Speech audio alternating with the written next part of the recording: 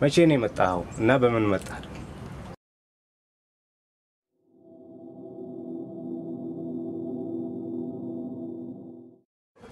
እናትም አባትም?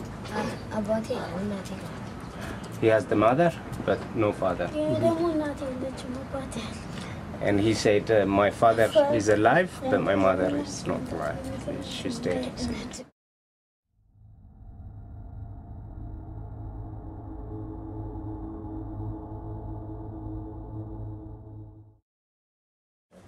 Is it safe? ችግር የለም ምንም የሚያጋጥማችሁ ነገር ማለት አንዳንዴ ሲሰሩ ምናምን ነገር ነው ይማታሉ። Okay, sometimes they drunk older street kids, people they drunk and they hit us. ምን ያህል ምግብ ታገኛላችሁ በየቀኑ? Okay, they bake from restaurants, rubbish, anywhere. So they eat that. They survive with that. They said.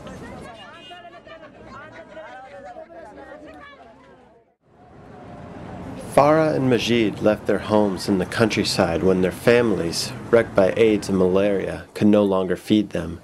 They came looking for food and a job.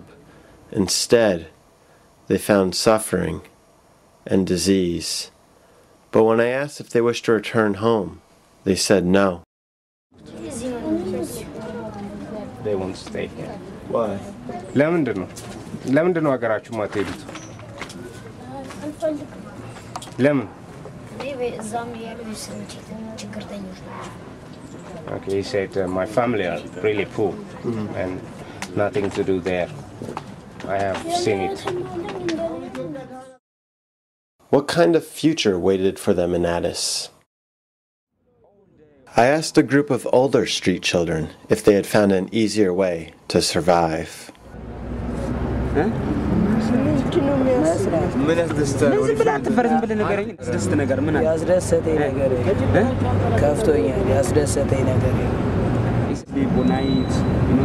I just thinking about my future. I hate Addis Ababa. Every day will be angry. His friend said that he had no idea where he would find food next. When I would be hungry, I just cry. I just go to church and he say, I just pray and I just cry. If you are the poorest of the poor, you are so far down at the worst of situations, you cannot even think of talking to someone for help, you know. It takes some strength from inside to apply for help, and these people don't have it. Society has pretty much abandoned them to the bare hardships of nature. It's like a zoo. In a zoo, the weakest animal becomes the target of the strongest, you know, biting and harassing and pursuing and so forth. The same thing happens in the underworld of the street children population. So when communities fell apart, when families were devastated, what do you have? A crisis. But it's a crisis that Hope has tackled head-on. 6 days a week, a truckload of food arrives at Hope's downtown cafeteria. In a few short hours, Hope feeds upwards of 1,000 people. In a nation of 75 million, Hope is their only soup kitchen. Our agenda should be to help people so that they can help themselves. So the next thing we do is we go right into education. They are poor not only physically, but also spiritually. The things that you and I consider unacceptable are acceptable for them. For instance, stealing is acceptable for them. Lying is acceptable. So we felt we need to teach them social norms that would make them accepted by the community.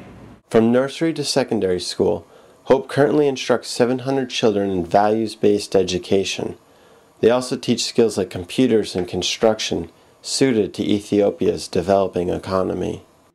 Pretty much all of our students in those programs make it to college. But Dr. Hurry concedes that the biggest challenge in improving the lives of Ethiopia's street children is getting them to believe that a better life is possible. I asked Farah and Majid what they hoped to become. Majid hoped to make money by carting trash to local dumps. He was saving what he could to buy the cart. One day soon, Majid told me, he would get his chance.